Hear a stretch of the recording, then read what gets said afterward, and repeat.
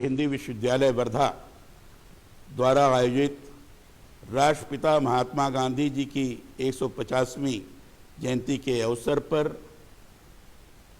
आयोजित कार्यक्रम में आए हुए महाराष्ट्र के राज्यपाल आदरणीय भगत सिंह कोश्यारी जी, यहाँ महात्मा गांधी अंतर्राष्ट्रीय हिंदी विश्वविद्यालय वर्धा के कुलाधिपति प्रोफेसर कमलेश दत्त त्रिपाठी जी, कुलपति प्रोफेसर रजनीश कुमार शुक्ल जी, सांसद श्री रामदास तलवक जी और कैबिनेट मंत्री आदरणीय श्री सुनील केदार जी, प्रति कुलपति प्रोफेसर हनुमान प्रसाद शुक्ल जी एवं दीपोत्सव और ई पुस्तिका के लोकार्पण में ऑनलाइन और ऑफलाइन उपस्थित सभी वहाँ के प्राध्यापकगण, सभी अन्य महानुभाव, माताओं बहनों, विद्यार्थियों, मुझे जानकर बड़ी प्रसन्नता हुई कि महात्मा जी के 150वीं जन्मदिवस के अवसर पर वर्धा में अंतर्राष्ट्रीय हिंदी विश्वविद्यालय द्वारा दीपोत्सव का कार्यक्रम आयोजित किया गया है और केवल विश्वविद्यालय ही नहीं परिसर में कर रहा है, अपितु वर्धा की जनता भी इस दीपोत्सव को और प्रखर रूप प्रदान करने की दिशा में यत्नशील होगी। वर्धा महात्मा जी की कर्मभूमि है और इस प्रकार का दीपोत्सव सही माने में 150वीं जन्मगांठ मनाने के अवसर पर महात्मा जी के प्रति सच्ची कृतज्ञता भी होगी और इससे श्रेष्ठ भावों की अभिव्यक्ति भी है। महात्मा जी की कर्मभूमि होने के कारण निश्चित रूप से केवल हिंदुस्तान को ही नहीं तो पूरे दुनिया को यह स्थल प्रेरित करता है। महात्मा गांधी जी अद्भुत व्यक्तित्व के धनी थे, ये पूरी दुनिया अनुभव करती है, जिन्होंने एक नए मार्ग के माध्यम से सहमति असहमति होने के पश्चात भी सत्याग्रह को अपनाकर बड़ी बड़ी हुकूमतों को भी अपने सामने झुकाने में सफलता प्राप्त की और आम जन के मन के अंदर स्वाभाविक रूप से सत्याग्रह के प्रति एक आकर्षण का भाव पैदा किया। सत्य और अहिंसा के बल पर देश की आजादी में अपना सर्वस्व अर्पण करने वाले भारत भूमि पर अवतरित साधारण से मानव मोहन का असाधारण महात्मा बनना यूं ही नहीं संभव हुआ, वरन यह त्याग, करुणा, दया, अहिंसा जैसे मूल्यों पर आधारित एक संघर्षमयी गाथा की परिणति है, उसकी एक लंबी कहानी है। केवल त्याग, सत्य, अहिंसा के माध्यम से उन्होंने अपने व्यक्तित्व की दृढ़ता को इस ढंग से प्रस्तुत किया कि जिसके सामने बड़ी सी बड़ी ताकतें भी पराभूत हुई हैं।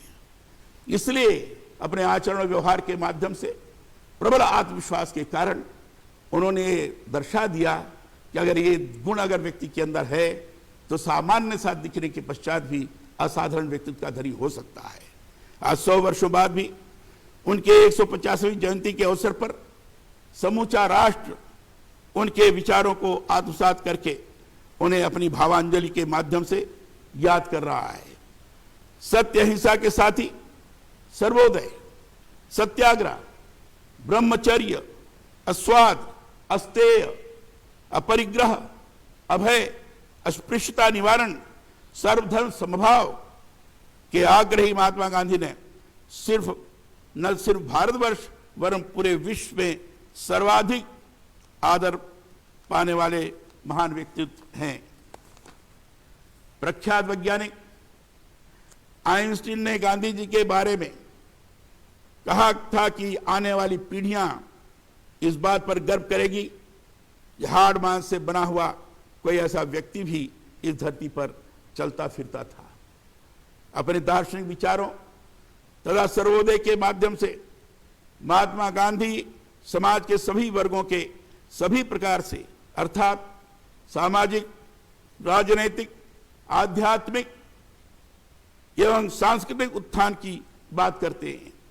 सर्वोदय रूपी यह यात्रा पंडित दीनदयाल उपाध्याय अंत्योदय के द्वारा इस विश्वास के साथ आगे बढ़ाते हैं कि जब तक भारत में अंतिम व्यक्ति के चेहरे पर मुस्कान अर्थात उसका उदय नहीं होगा, तब तक भारत एक खुशहाल एवं आदर्श व्यवस्था का देश नहीं हो सकता।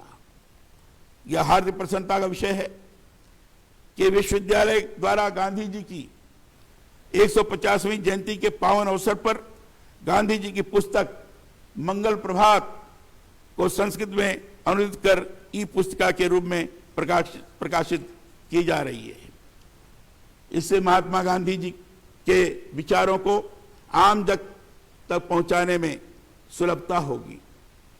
सांस्कृतिक एवं मानवीय मूल्यों के शाश्वत प्रतिनिधि राष्ट्रपिता महात्मा गांधी के सामाजिक, आर्थिक एवं राजनीतिक विचारों की आज भी प्रासंगिकता बनी हुई है, क्योंकि आज समूचा विश्व मानवता के मार्गदर्शन के लिए छटपटाहट की अवस्था में विद्यमान है। यह कहना अतिशयोक्ति नहीं होगी कि बापू के विचार इसके लिए सर्वोत्तम प्रत्युत्तर के रूप में प्रासंगिक है। गांधी ने स्वावलंबन व स्वदेशी जैसे महत्वपूर्ण विचारों के आधार पर आत्मनिर्भर भारत की संकल्पना का सपना 100 वर्ष पहले देखा था। उसे भारत के यशस्वी प्रधानमंत्री आदरणीय श्री नरेंद्र मोदी जी ने कोरोना के दौर में भारत के जनहित गांधी के आर्थिक दृष्टि पर आधारित आत्मनिर्भर भारत रूपी राहत पैकेज देशवासियों के लिए प्रस्तुत किया। गांधी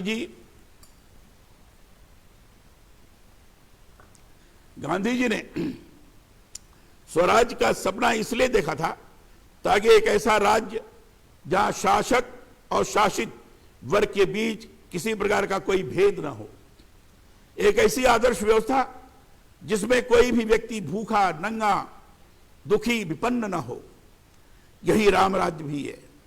इसलिए बापू दरिद्र नारायण की भी बात करते हैं।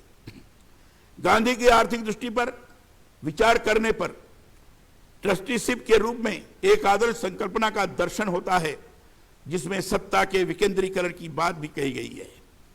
बापू का अटल विश्वास है, सबय भूमि गोपाल की, सब संपत्ति रघुवर के आही, अतः समुची वसुधा पर उपलब्ध भूमि पर सबका अधिकार है, किसी एक का नहीं। गांधी के सर्वोदय में यह भाव चित्रित होता है। वैश्विक आपदा के इस दौर में महात्मा गांधी का दर्शन, यह महान विचार आज भी सभ्यताओं के संघर्ष में, जहां दया, करुणा, अहिंसा पर आधारित सभ्यता ही बची हुई है, जिसका उदाहरण समूचे विश्व में देखने को मिल रहा है। इस खतरे की आहट गांधी जी ने अपने पुस्तक हिंद स्वराज में 1909 में ही कर दिया था। आज पुनः गांधी जी द्वारा दिए ग्रामीण सशक्तिकरण रूपी विचार की महत्ता उद्घाटित हुई है और आपदा के दौर में गांव ही भारतीयों की उम्मीद या उनके आशा और आकांक्षाओं की पूर्ति के लिए सहारा बना है। ग्राम स्वराज की कल्पना इसी आधार पर थी।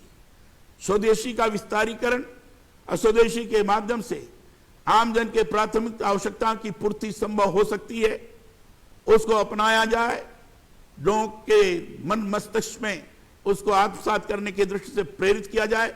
गांधी जी ने अपने आचरण, व्यवहार और प्रत्यक्ष रूप से यह लोगों के सामने दर्शाने का प्रयास किया था कि अगर कपड़ा पहनना है तो अपने द्वारा सूत काटकर उसके माध्यम से कपड़ा तैयार करके पहने, और चरखा को उन्होंने इसका प्रतीक बनाया था।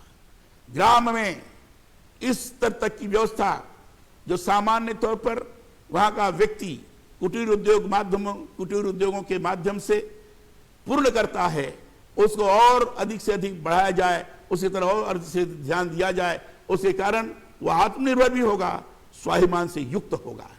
यह गांधी जी ने उस समय 100 वर्ष पहले इस बात को लोगों के सामने दर्शाने का अपने आचरण व्यवहार के माध्यम से किया था, और उसी आधार पर ब्रिटिश हुकूमत को भी यह सोचने के लिए बाध्य किया था कि अगर इस प्रकार की स्थिति का निर्माण इस महान पुरुष के द्वारा भारत के अंदर ग्रामीण क्षेत्रों में कर दी गई तो निश्चित रूप से आर्थिक व्यवस्था ध्वस्त नहीं हो सकती। जब यहाँ की आर्थिक व्यवस्था ध्वस्त नहीं होगी तो किसी तरीके से इनको गुलामी की श्रृंखला में जकड़ा नहीं जा सकता है, ये अनुभव करते थे वो। हिंदी भाषा के बहुमुखी विकास के लिए समर्पित हिंदी तरभाषी क्षेत्र गांधी और विनोबा की कर्मभूमि वर्धा में स्थापित महात्मा गांधी अंतर्राष्ट्रीय हिंदी विश्वविद्यालय हिंदी के संवर्धन के लिए निरंतर प्रयत्नशील है। विश्वविद्यालय का उद्देश्य हिंदी भाषा और साहित्य का संवर्धन एवं विकास करना और उस प्रयोजन के लिए विद्या की सुसंगत शाखाओं में शिक्षण एवं अनुसंधान की सुविधाएं प्रदान करना, हिंदी और अन्य भारतीय भाषाओं में अध्ययन और अनुसंधान के लिए समुचित व्यवस्था करना, देश और विदेश में सुसंगत सूचना के विकास एवं प्रसारण के लिए सुविधाएं प्रदान करना है। गांधी जी ने हिंदी साहित्य सम्मेलन के अंतर्गत 1918 में नागपुर में अपना विचार व्यक्त किया था, भविष्य में हिंदी देश की राष्ट्रभाषा होगी। इसी के माध्यम देश को एकता के सूत्र में ग्रसित किया जा सकता है। यह भाषा सर्वाधिक बोली जाने वाली भाषा है, जिससे स्वयं लोग अपने संस्कार और संस्कृति को अपनाकर अपने जीवन को उसके अनुरूप बनाने का प्रयास करेंगे। गांधी जी ने उस समय इस बात को कहा था। मुझे यह जानकर प्रसन्नता हुई है कि हिंदी विश्वविद्यालय में भारत के विभिन्न हिस्सों के अलावा अध्ययन के लिए प्रति वर्ष सुदूर देशों से छात्र छात्राओं का आगमन होता है और वे भिन्न भिन्न अवधि के पाठ्यक्रम पूरा कर हिंदी के विकास में अपना योगदान करते हैं। विश्वविद्यालय हिंदी में विदेशी विद्यार्थियों के हिंदी शिक्षण के लिए यानी हिंदी के क्षितिज विस्तार के लिए निरंतर प्रयत्नशील है। मैं एक बात और बताना चाहूंगा, राजस्थान में यमुना प्रसाद बजाज जी थे, गांधी जी के बड़े निकटस्थ थे। यहाँ एक प्रजामंडल चलता था और प्रजामंडल के अध्यक्ष भी थे, उसको उन्होंने ही निर्माण किया था। वर्धा में उनका केंद्र था, गांधी जी ने वहां का प्रमुख बनाकर उनको रखा हुआ था और खादी के माध्यम से सब तरफ अधिकाधिक लोग छोटे छोटे उद्यम के तरफ अग्रसर हों, इस दिशा में उनको लगाया भी गया था। राजस्थान में खादी का एक प्रमुख केंद्र भी था। तो इसलिए गांधी जी का जब नाम आता है तो उस समय जमुना प्रसाद बजाज का भी नाम आता है। इसलिए आता है कि ऐसे व्यक्ति के धनी थे जो गांधी जी के प्रति इतने समर्पित थे कि गांधी जी की इच्छा मानकर अपने कर्तव्य का निरंतर पालन किया करते थे। ऐसे स्वाभाविक रूप से जमुना प्रसाद बजाज जो राजस्थान में सीकर के रहने वाले, उन्होंने गांधी जी के विचारों को मूर्त रूप प्रदान करने की दिशा में हर तरीके से प्रयास किया और इसलिए आज गांधी जी का जो 150वां जन्मदिवस है, जिसको वर्धा में वर्धा विश्वविद्यालय ने और वर्धा की जनता ने दीपोत्सव के रूप में मनाने का निर्णय किया है। प्रकाशमान स्वरूप निर्माण करने का प्रयास किया है और प्रकाश के माध्यम से गांधी जी के प्रति एक ऐसी स्थिति का, एक ज्योति निर्माण का प्रयास कर रहे हैं जिसके आधार पर लोग स्वयं गांधी जी के द्वारा जो किया गया कार्य है, गांधी जी ने अपने आचरण और व्यवहार से जिस बात से दिशा प्रदान की है, लोग आत्मसात करके आगे बढ़ें, देश को आगे बढ़ाने की दिशा में प्रयत्न करें, देश को आत्मनिर्भर बनाएं, स्वावलंबी बनाएं और आयात जो बाहर से आता है उस आयात को भी, चीन की तरफ से ज्यादा आयात आता है, अपने यहाँ अधिकाधिक उत्पाद करके local for vocal for local के इस सामान्य से छोटे से सूत्र को आम जन में पहुंचाने का प्रयास करें तो मैं समझता हूं गांधी जी के प्रति सच्ची श्रद्धांजलि भी होगी और गांधी जी के किए हुए कार्यों के अनुरूप हमने अपने को ढालने का प्रयास किया है, ये भी लोगों के सामने प्रस्तुत होगा। इतनी बात कहकर वर्धा के ये अंतर्राष्ट्रीय हिंदी विश्वविद्यालय के प्रति मैं ये आभार व्यक्त करता हूं कि उन्होंने ऐसे अवसर पर मुझे बुलाया। मंगल प्रभात के ही उद्घाटन लोकार्पण की दृष्टि से भी मुझे कहा जिसमें गांधी जी का विचार उसमें व्यक्त किया गया है, इसके लिए मैं बहुत आभार व्यक्त करता हूँ। और आदरणीय राज्यपाल महाराष्ट्र भगत सिंह जी कोश्यारी जी के प्रति मैं आभार व्यक्त करता हूँ।